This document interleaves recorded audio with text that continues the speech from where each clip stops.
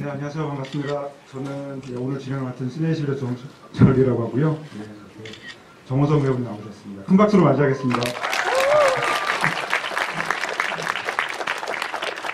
네, 안녕하세요. 반갑습니다. 여러분. 정호성입니다.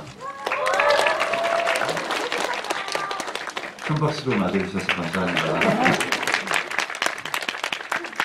네, 오늘 뭐 어떤 자리인지 다 아시고 오셨을 것 같은데요. 그리고 한국영상자료원에서 나의 친한 한국영화라는 이름으로 대한민국을 대표하는 감독과 배우 한 분씩 대표로 추천하는 한국의 고전영화 한 편과 또 자신의 출연작 혹은 연출작을 한 편씩 고르셨는데요.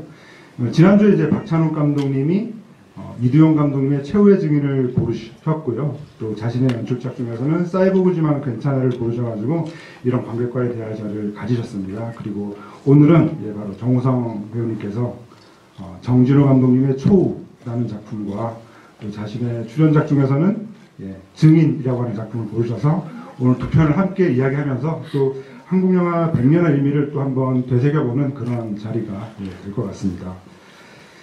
네, 앞에서 이제 배우님께서 선정해주신 초우라는 작품도 다들 보신 거죠? 네. 그래서 좀 여쭤보고 싶습니다. 초우라는 작품을 좀 언제 보셨고 선정하신 이유가 무슨 이유이신지. 네.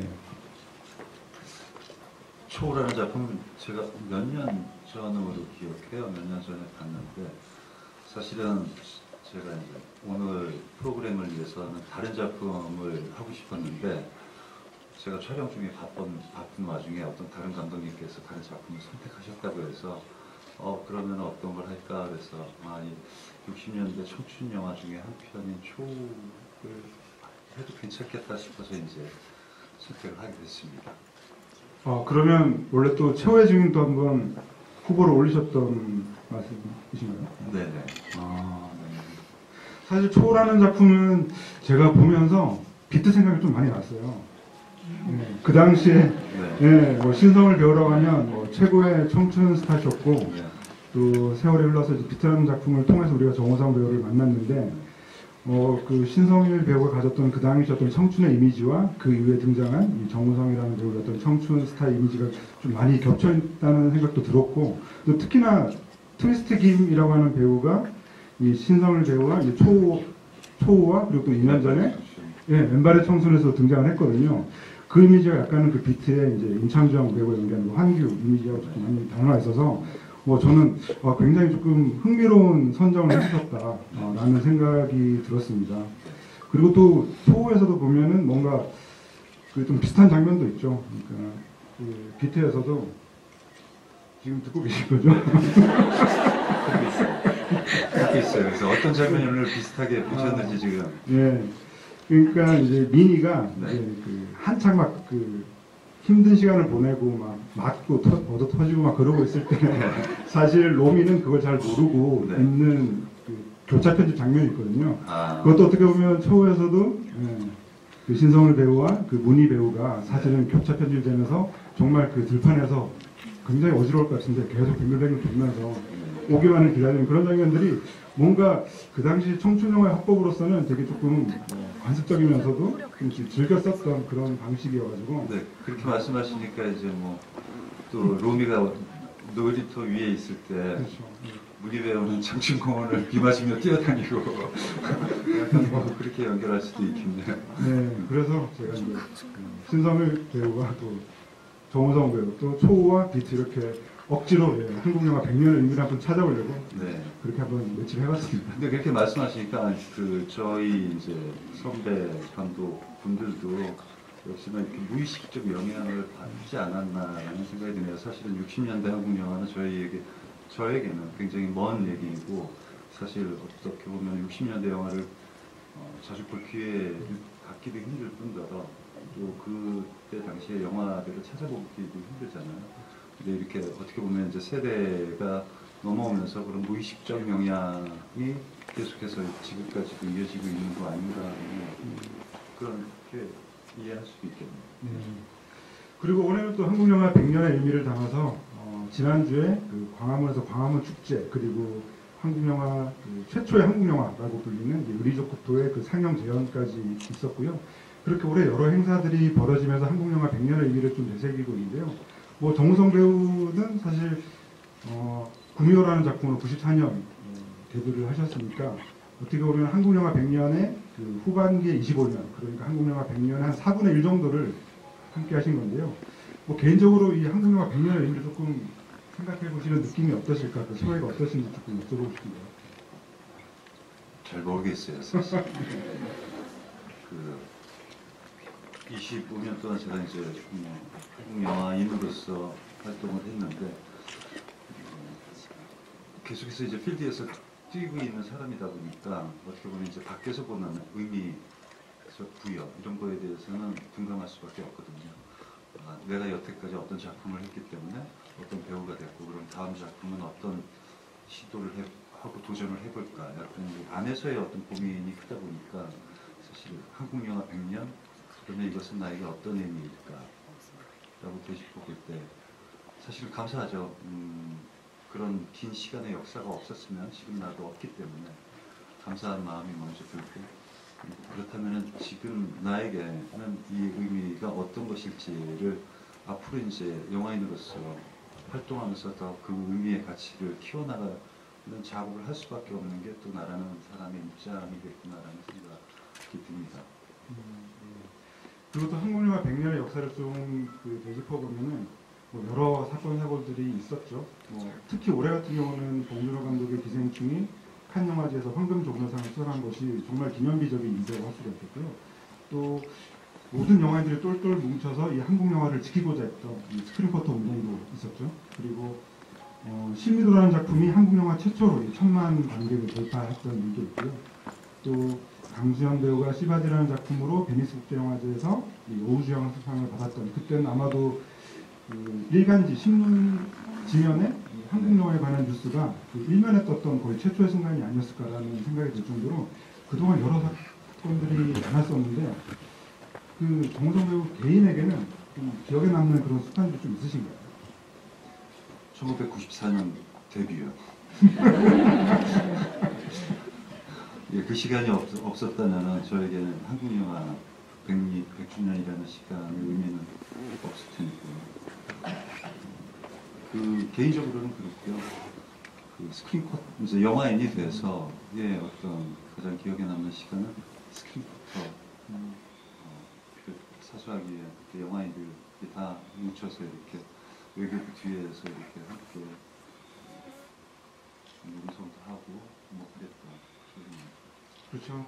사실 여기 계신 젊은 관객분들은 좀 그 생소한 느낌이 있을지 모르겠는데 지금은 한국 영화 점유율이 50%를 넘긴 것이 사실은 거의 7년, 그리고 아마 올해도 그럴 것 같은 거의 한 8년 가까이 이렇게 50% 이상의 점유율을 보여주고 있지만 사실 과거에, 그러니까 정우성 배우가 그 데뷔했던 94년만 해도 극장에서 볼 수 있는 영화들, 그러니까 대부분의 영화들이 헐리우드 영화 아니면은 그 홍콩 영화가 대부분이던 시절이었거든요. 그래서 그때는 한국 영화가 점유율이 한 20% 안팎이었기 때문에 이 한국 영화 점유율을 좀 높이고 한국 영화를 좀 보호해야 된다는 그런 스크린커터 운동이 뭐 국내뿐만 아니라 칸 영화제에서도 영화인들이 또 1인 시위까지 하면서 버텨왔던 그 여러 가지 장면들을 통해서 바로 지금의 한국 영화가 있게 되지 않았나라는, 저 개인적으로도 그 스크린커터 운동을 뭐랄까 그 유네스코 세계문화유산에 올라도 될 만큼의 그런 운동은 아니었을까라는 그런 생각도 해보게 됩니다. 그때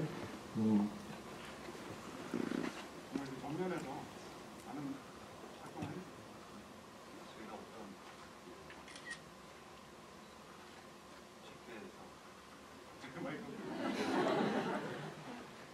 마이크야 일어나라. 한국 영화 중입니다. 저도 이제 그 집회에서 이제 마이크를 잡고 있으면 기도를 하고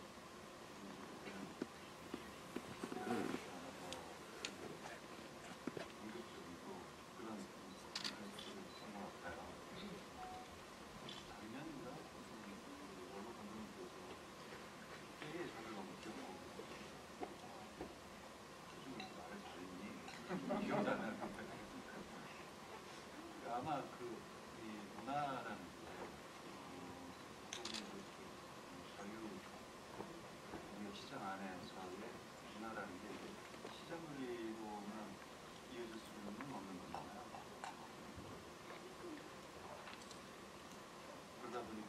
문화를 지키는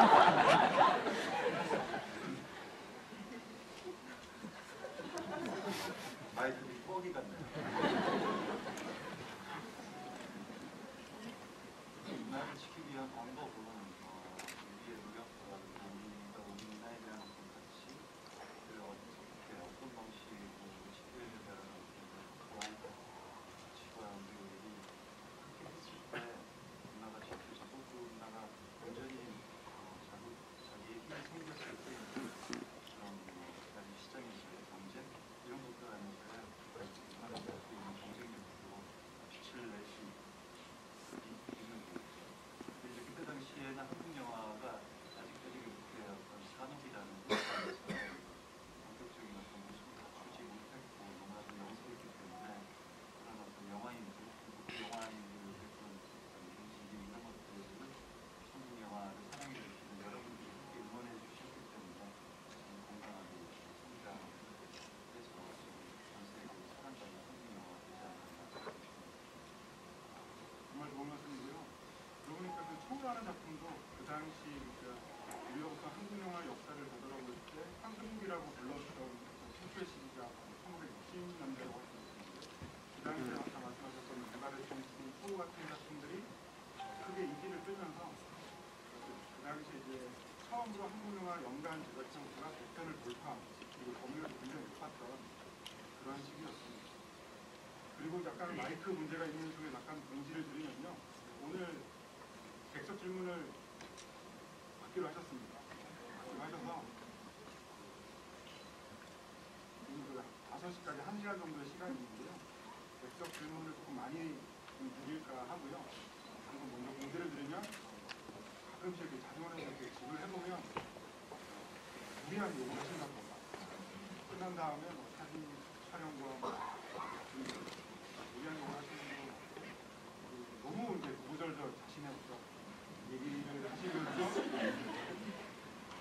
다 듣고 보면 질문도 아니고 이런 사례들이 많아서 깔끔하게 그냥 주변적인 질문 하지 마시고 소명 받으시면 깔끔하게 이제 질문을 하나씩 하면서 최대한 좀 많은 분들의 질문을 받으시기 때문에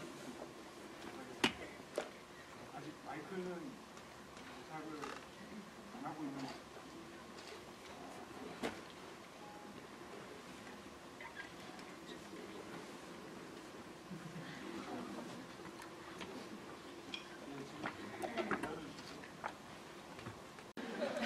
그리고 오늘 그 증인이라고 하는 작품도 골라주셨어요. 그래서 정말 그동안 25년의 시간 동안 출연하셨던 수많은 작품 중에서 증인이라고 하는 작품을 골라주신 이유를 듣고 싶었습니다.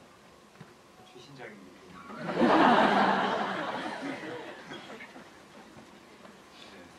최신작이고 60년대 영화와 가장 뭐라지 스타를 두고 있는 영화이기도 하고 아마 이제 여러분들이 초를 보시면서 폭력적인 인기에 대해서 충격을 받으실 수 있는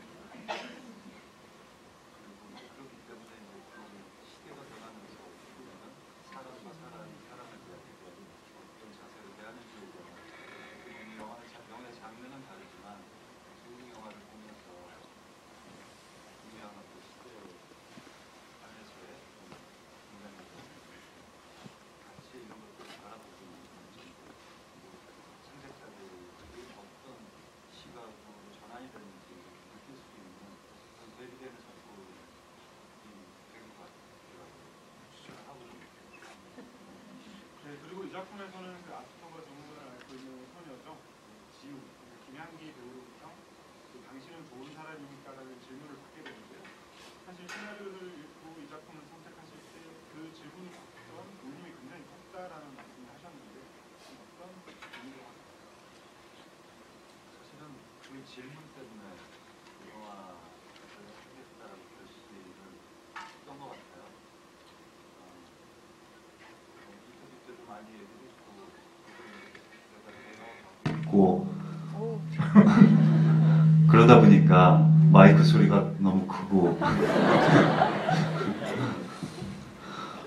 그러다 보니까 우리 사회에 이 질문을 받아야 될 사람들이 굉장히 많다라는 생각이 들었어요. 그래서 우리 스스로가 이 질문을 받았을 때 우리는 과연 떳떳할 수 있나?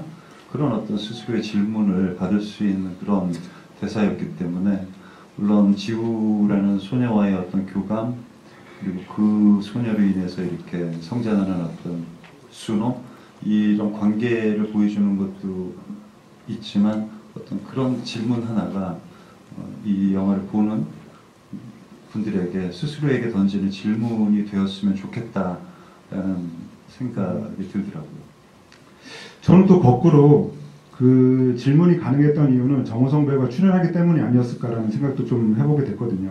그러니까 지금 한국 영화에 수많은 배우들이 있는데 당신은 좋은 사람입니까? 라고 하는 대사를 기꺼이 받아낼 수 있는 배우가 과연 몇이나 될까라는 생각을 해보게 되면 사실 뭐 꼭 영화 속에서 그 좋은 역할, 좋은 캐릭터를 꼭 좋은 배우, 인간미 있는 배우, 그런 품격 있는 배우가 꼭 해야 한다는 보장은 없지만 그래도 그 질문을 받아낼 수 있는 배우가 딱 맞게 있어야 그 영화가 전해주고자 하는 어떤 감동이라던가 가치가 살아난다는 생각을 하거든요. 그런 점에서 저는 증인이라는 작품에서 그 질문을 정우성 배우가 받아낼 수 있는 자격이 있는 사람이기 때문에 저는 그 증인이라고 하는 작품이 주는 뭐 메시지라든가 이런 것들이 잘 살아났다는 생각이 들어서 제가 좋은 사람처럼 보이나요? 아니 그러니까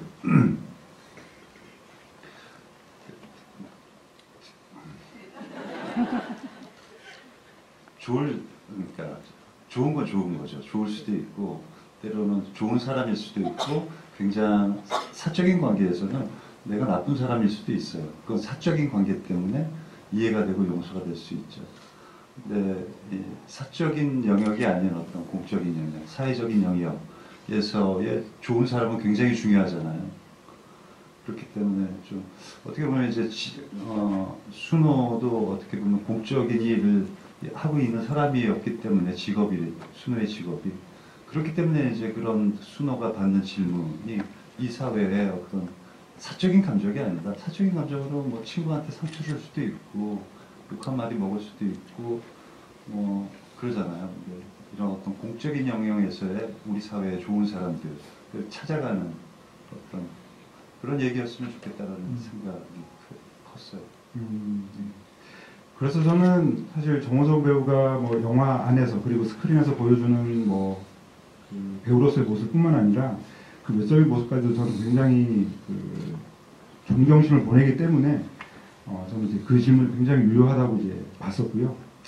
그래서 어떻게 보면 저는 이 정우성 배우라고 하는 사람 자체가 한국 영화의 어떤 증인 같은 사람이 아닐까라는 그런 제가 격찬을 드리고 싶습니다. 감사합니다.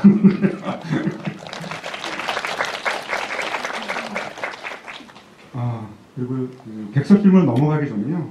그래도 많은 분들 또 궁금해하실 것 같은데 사실 최근에 특히나 이제 증인 그 개봉 시점에 여러 인터뷰를 하시면서 뭐 연출 대비, 감독 대비에 대한 말씀을 많이 해주셨어요. 그리고 또 지금 전도연 배우와 함께했던 지푸라기라도 잡고 싶은 짐승들 또 아직 개봉 대기 중이고 또 제가 또 정우성 배우 작품 중에서 굉장히 또 좋아하는 이제 강철비를 함께했던 양우석 감독님과도 또 차기작을 준비 중이시고 그래서 최근에 뭐 근황이라던가 뭐 이후의 계획 같은 것들 좀 여쭤보고 싶었습니다. 전도연 씨와 함께 하는 지푸라기라도 잡고 싶은 짐승들은 이제 개봉을 준비하기 위해서 계속 후반 작업을 하고 있고요. 아마 막바지 후반 작업이라고 얘기 전해 들었고요. 그 양우석 감독님과 같이 작업한 이제 강철비 2 정상회담은 저번 주에 촬영이 끝났어요. 그리고 제가 이제 아주 오래전부터 이제 감독할 거다 이렇게 했던 그 시간이 와서 정상회담 촬영 끝나고 다음 날부터 지금 프로덕션 사무실에 출근하면서 그 작품을 준비하고 있습니다. 그리고 그 박중훈 배우, 그러니까 선배님 같은 경우도 이제 감독 데뷔를 하신 뒤로는 또 작품 출연에 뜸하시고 그래서 제가 좀 궁금한 것은 사실은 저는 정우성 배우 워낙 또 제가 또 좋아하기 때문에 그 한국 영화 어떤 새로운 100년을 혹시 뭐 감독으로만 살아가시는 건 아닐까라는 생각도 조금 해보게 되는데 뭐 그런 생각까지는 아직 깊이 안 하신 거죠? 아니 저는 그 어떻게 보면 저의 본부는 직업적 본부는 영화 배우잖아요. 그렇기 때문에 감독도 이제 이 한 영화라는 작업 안에서의 한 테두리 안에 있기 때문에 작업의 확장이라는 생각으로 이렇게 도전을 하는 거지.